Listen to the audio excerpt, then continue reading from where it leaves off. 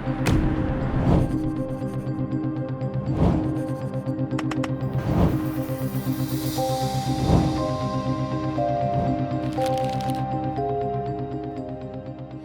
ქვეყანაში არის ერთი კაცი, რომელთანაც ბიძინა ივანიშვილი ვალშია. ამ კაცს აქვს რუსული კავშირები და რუსული წარსული. ეკონომიკის სამინისტრომ ამ ვალის გადახდა სახელმწიფო ქონების გადაცემით დაიწყო. ერთ-ერთი პირველი იყო ახტალის სანატორიუმი და ჩვენც ამ ამბის თხრობას ახტალიდან ვიწყებთ.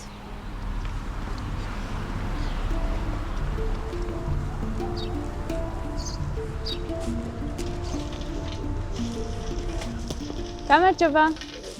თქვენ აქ მუშაობთ? დიდი ხანია ალბათ. 79. რა პოზიციაზე მუშაობთ? მე ადრე მუშაობდი საბაზაროში დაბლა. აჰა. აი, აქედან მიღებდი ტალახ.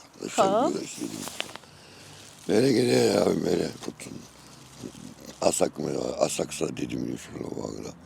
აი, დარაჯათა ვარ მე. ხო უნდა აშენებულიყო ახალი სასტუმრო, იცით ამაზე? 120 კაციანი, 120 ნომრიანი სასტუმრო. გაგვიკრეს რა ქვიანი რეკლამა, შენობა, როგორი პროექტი, როგორი ყოფილიყო, მაგრამ არ გამოიდა. რატო? არა შენებენო, 6 წელი გავიდა იმში. 2018 წელს საქართველოს მთავრობას ჰქონდა პროექტი 50 ქონება შენი სასტუმროსთვის. ამ პროექტის ფარგლებში მათ გაასხვისეს 50 უძრავი ქონება, მათ შორის ცნობილი კურორტები, სანატორიუმები და ასე შემდეგ. ერთ-ერთი მათგანი იყო კურორტი ახტალა, სადაც ახლა ვიმყოფებით გურჯაანში. კურორტი 16 ჰექტარ ტერიტორიაზე არის აქ გადაჭიმული და ამ ქონებაში ინვესტორმა 2018 წელს გადაიხადა 3.7 მილიონი ლარი. აქ ჩამოვედით, ვეძებე ეს ახალი აშენებული შენობები, რაც ხელშეკრულებით იყო გათვალისწინებული, ვერაფერი ვერ ვიპოვე, აქ დგას მხოლოდ 2 ძველი შენობა, ერთი ეს არის და ზემოთ მეორე ადმინისტრაცია და ამ შენობებს არაფერი არ ეტყობა, რომ ვინმე აქ რაიმე მილიონები ჩადო, გარემონტებულიც კი არა და შიგნითაც რო შეიხედავთ, არაფერი არ ეტყობა, რომ ინფრასტრუქტურა ამ ბოლო დროს განახლდა საერთოდ.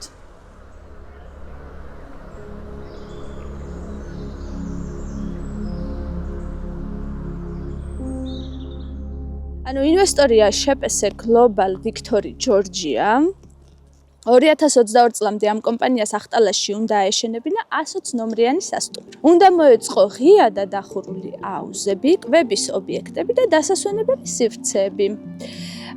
სასტუმრო კომპლექსში მინიმუმ 2 წლის ვადით 50-მდე ადამიანი უნდა დაესაქმებინა.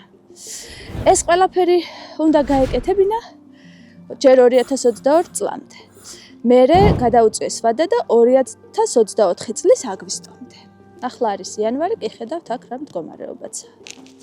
გამარჯობა. შეიძლება გამოგელაპარაკოთ? რომელიც აქ ხომ არ ცხოვრობთ თუ მუშაობთ?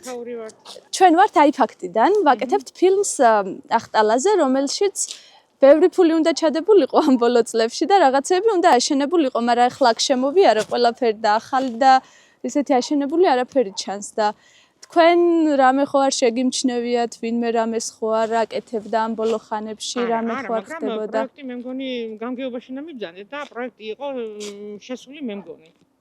ვინ არის მფლობელი რა იცის მოსახლეობა? არაფერი არ ვიცი. არ ვიცი არაფერი. ისე ხალხმა რა იცის? არაფერი ხო? ახლა უნდა დავურეკო იას, იმიტომ რომ გავიგოთ ზუსტად ვინ არის ამ ტერიტორიის ინვესტორი და მფლობელი.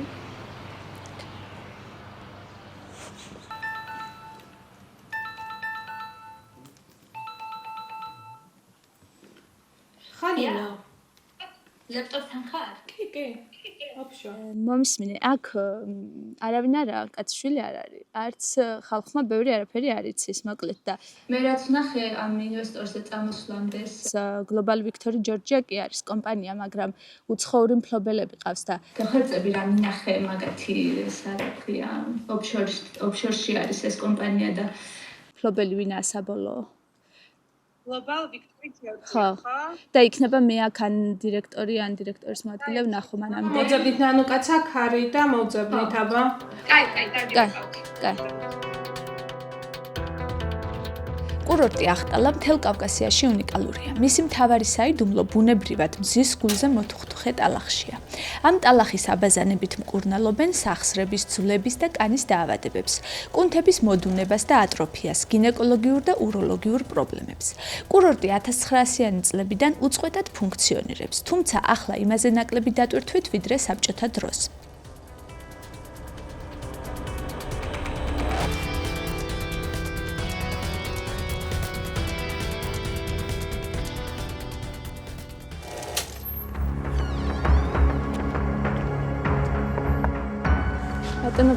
შეიძლება პატარა ინტერვიუ აი სულ პატარა.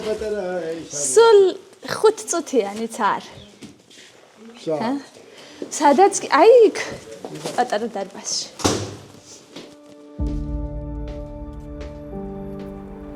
ეს შენობა აშენებულია სადაც ჩვენ ახლა ვიმყოფებით 1927 წელს. მაშინ გამტარიანობა იყო 5-6 პაციენტი წელიწადში. 800 კაცამდე არის ახლა დაახლოებით საშუალოდ გამტარიანობა წელიწადში ხო. პოტენციალი კურორტს ამჟამად არ გააჩნია, რომ თავისი მატერიალური ტექნიკური ბაზით რომ ამდენ ხალხს მოემსახუროს, რა თქმა უნდა, მაგრამ თვითონ ტალახის რესურსი არის საკმარისი იმისათვის, რომ აი ამ რაოდენობის ხალხი დღესაც მიიღოს. ხომ და გაკეთებული იყო ამ ბოლო ხანებში ბევრი ლაპარაკი იყო იმაზე, რომ თანამედროვე ხო, იყო რაღაც ლაგვერი, მაგრამ შეუშალათ კოვიდმა შეუშალათ ხელი, მე იყო რაღაც ობიექტური მიზეზები, რომელიც ჩემთვის არის ცნობილი, შეიძლება ზოგიერთი არც არის ჩემთვის ცნობილი და ანუ ელოდებით თქვენ ჩვენს ყოველთვის ველოდებით. მუდმივი მოლოდინის რეჟიმში ვარ. მაგრამ აი სეზონის გახსნამდე იქნება რაიმე სიახლე. კი. იქნება სიახლეები, იმიტომ რომ რაღაცებს ვაპირებთ სააბაზანო განყოფილებაში უნდა შესასრულებელია სამუშაოები. ეს თქვენი ხარჯით თუ ინვესტორის? არა, ჩვენ. თქვენი ხარჯით. ხო. მაგრამ ინვესტორის ნაწილს რაც ეხება 120 ნომრიანი სასტუმრო, არა, ეს მათ უნდა გკითხოთ. ღია და დახურული საცურაო აუზები. მე ამაზე კომპეტენტური არ ვარ, თუ პასუხი. გაქვთ კომუნიკაცია კომპანიასთან? რა თქმა უნდა. რამეს დაპირების სახით იძლევიან? კი, იძლევიან. მაგრამ შესრულებად იქნება ვერ გეტყვით.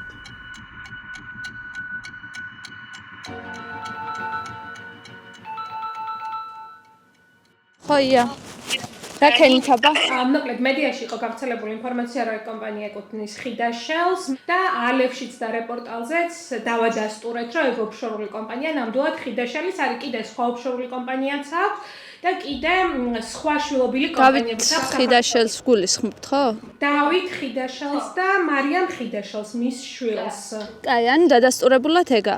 იცი რა, ეხა რაც ვნახეთ და რაც ალბათ გამოგადგება, ეგ არ არის მარტო ერთი ადგილი, რომელიც აქვს მიღებული, იმიტომ რომ რეპორტალზე რო ვეძებდით მათ ფინანსურ ანგარიშებს, იქ ვნახეთ, რომ სხვა კომპანიაც აქვს, რომელსაც ასევე აქვს პრივატიზაციით მიღებული სხვა კურორტი. იქნება მოძებნოთ ერთ დრაფტში ჩამოწეროთ ამ ხიდაშელის რაღაცა ინფორმაციები ამ კაცზე, საერთოდ ვინაა, საიდან მოვიდა, რა წარსული აქვს, რას ფლობს და ასე შემდეგ. მოვაგროვეთ მაგ ინფორმაციას, რაც გამზიარეთ რა. კაი, სანამ ჩამოხვალ მაგას მოგიწევთ. კაი. ვერ გიწევედით.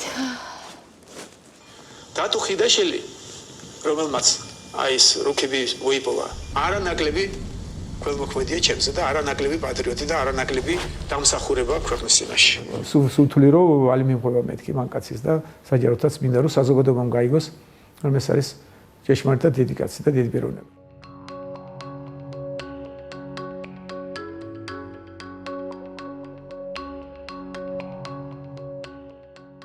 ხიდაშელი 1965 წელს დაიბადა და უნივერსიტეტი რუსეთში დაამთავრა.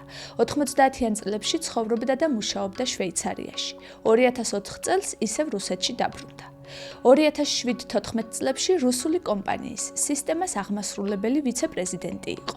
სისტემა რუსეთში 20 ყველაზე მსხვილ კომპანიას შორისაა და მისი დამფუძნებელი ვლადიმერ ევტუშენკოვია, პუტინის მეგობარი. ხიდაშელი რუსთავიორთან ინტერვიუში ამბობდა, რომ ევტუშენკოვის მეგობარია. ევტუშენკოვიც დასანქცირებულია და მისი კომპანიებიც. 2009-14 წლებში ხიდაშელი იყო ბერძნული კომპანია ინტრაკომის ბორდის წევრი. ამ დროს ეს კომპანია შემჩნეული იყო კადაფის რეჟიმისა და ტერორისტების მხარდაჭერაში. დავით გარეჯის საქმე, ამბავი, რომელიც ნაციონალურ მოძრაობას მოსვენებას აკარგვინებს. ხიდაშელი საქართველოში 2020 წელს გამოჩნდა, როცა ქართულ ოცნებას გარეჯის კამპანია ჰქონდა წამოწყებული. ის რუკები, რომელზეც მმართველმა პარტიამ მაშინ პროპაგანდა ააგო, ხიდაშელმა რუსეთიდან ჩამოიტანა. როგორც ხიდაშელი ამბობს, ბიძინა ივანიშვილმა სატელეფონო საუბრისას თხოვა, გაურკვევლობა გვაქვს დავით გარეჯის შესახებ და თუ შეგიძლია დახმარება გაგვიწიე, მოგვიძიე სხვადასხვა რუკაო. მმართველი პარტია სწორედ ამ რუკებზე დაყრდნობით ამტკიცებდა, რომ ნაციონალურმა მოძრაობამ ხელისუფლებაში ყოფნის დროს აზერბაიჯანს მიწები დაუთმო.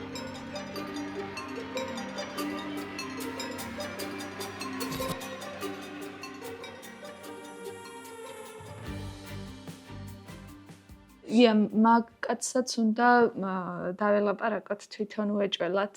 მე ვიცი რომ და ოთახში არის სამინისტროსაც. კონტაქტორი, კი, სამინისტროს. ორივესთან ვეცდები ახლა დაკავშირებას. ჩამოწეროთ რა. კი, შეგვიძლია. რისი გაკეთება გვინდა და გადავანაწილოთ მე რაღაცეები, რომ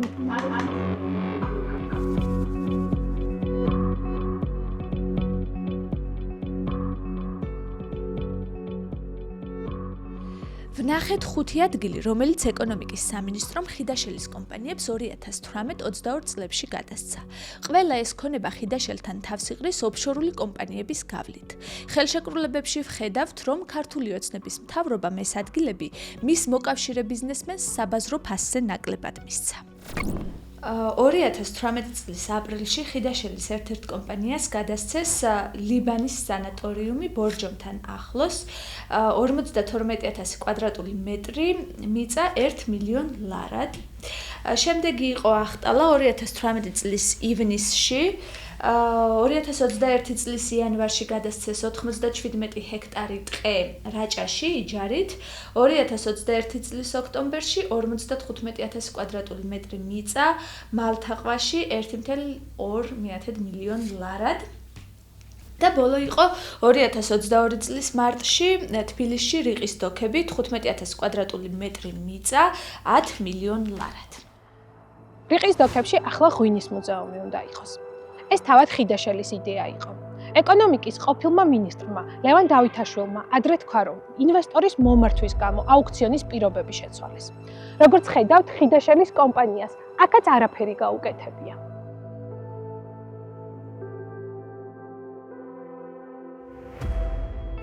ხო, აქ საინტერესო თემა რა არის, იცით? ეს სამივე კომპანია, რომელსაც სახელმწიფო მქონებები მისცა, რეალურად არის მცირე ზომის კომპანია, სახსტატის ბაზაში არის რა, კომპანიის ზომა არის მცირე და ეს ხო ნიშნავს, რომ მცირე რა, მეწარმის სტატუსი. ხო, და ეს ხო ნიშნავს, რომ მაგათ 500,000 ლარზე მეტი ბრუნვა წლიურად არ აქვს ხოლმე, შლებელს ესე არის და ხო, კი, ეგრე არის და მეორე თემა არის, რომ მაგალითად რეპორტაჟზე რომ ნახულობთ Global Victory Georgia's ანგარიშებს.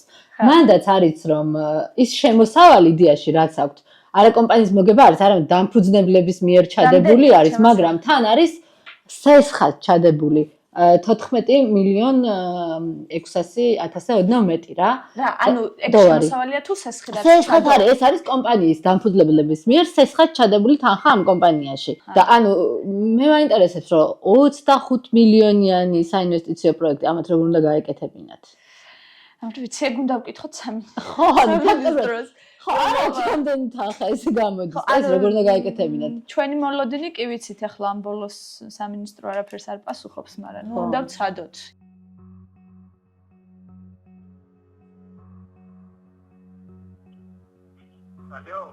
ალო, ნიკა, გამარჯობა. ნიკა, მოკლედ რატომ გირეკავ? ესეთი ამბავი არის, აი ფაქტი ვაკეთებთ ვიდეოს დავით ხიდაშელზე რა. და მინდა რომ თქვენ გთხოვოთ ინტერვიუ, ვიდეო ინტერვიუ იმ ქონებებზე, რაც სახელმწიფომ გადასცა, რაზეც ქონდა შემდეგ საინვესტიციო ვალდებულებები და ასე შემდეგ, ზოგი არ შესრულდა და ასე შემდეგ და თუ შეგიძლია მომეხმარო რომ დავგეგმოთ ვინმესთან რაღაცა პატარა ვიდეო ინტერვიუ რომ ჩავწეროთ. მე კი მეცდებოდი, მაგრამ აღრი არა, არ ეწერები, ხო იცი, მაგრამ ინაბელ თად დავხმარებოდი ჟურნალისტებს, ფამედიებს დაწერა და ნუ სააგენტო თვითონ არ აპროტესტებს ხიდაშელის მიერ პირობების დარღვევას, მაგრამ როგორც ჩანს, სხვების პროტესტის მაინც ეშინია. მას შემდეგ, რაც საზოგადოებამ რაჭის ტყეების ხიდაშელისთვის გადაცემა გააპროტესტა, სააგენტომ ეს ქონება ინვესტორს ჩამოართვა და უკან დაიბრუნა. სააგენტომ უკან დაიბრუნა ლიბანის სანატორიუმიც, მაგრამ მხოლოდ მას შემდეგ, რაც ხელშეკრულების პირობების შესრულების ყველანაირი ვადა ამოიწურა. ხიდაშელის კომპანია ლიბანის სანატორიუმის შენობას 2018 წლიდან 2024 წლის ზაფხულამდე ფლობდა. იქ ხიდაშელს სასტუმრო უნდა ეშენებინა, თუმცა ტერიტორიაც არ შემოუხობავს. სააგენტოს შეეძლო ხიდაშელის კომპანიისთვის ახტალაც ჩამოერთმია, რადგან კონტრაქტის პირობები დაირღვა. ხელშეკრულება ითვალისწინებდა, რომ პირობების შეუსრულებლობის ან ვადაგადაცილების შემთხვევაში კომპანია ჯერ დაჯარიმებულიყო და შემდეგ ქონება ჩამორთმეოდა.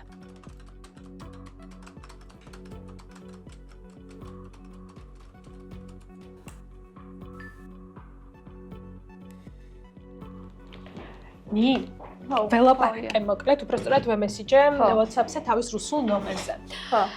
კონტაქტური არის 3 დღე, ესე ვცდილობდი რომ რაღაცები გამეგო და რაღაცებზე იპასუხა.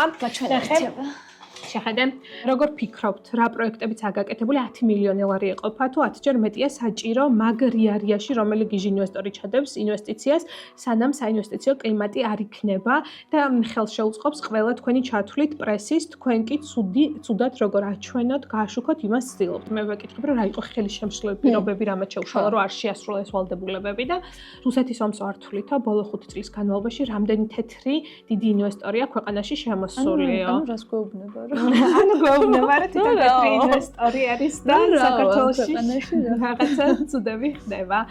მეუბნება რომ იმედია ესე ჩვენი პირადი საუბრებია და მე ვუთხარი რომ მეთქი ბატონო დავით მე ჩვენ ამაზე არ შევთანხმებულ ვართ რომ ეს პირადი საუბრები არის. კი იქნები და მითხრათ კონკრეტულად რა ნაწილი არ გინდათ რომ იყოს ინტერვიუს, თუმცა ამის მერე კონტაქტზე აღარ გამოდის. ბოლოს ჩვენ გვრჩება ეს ერთი კითხვა მხოლოდ.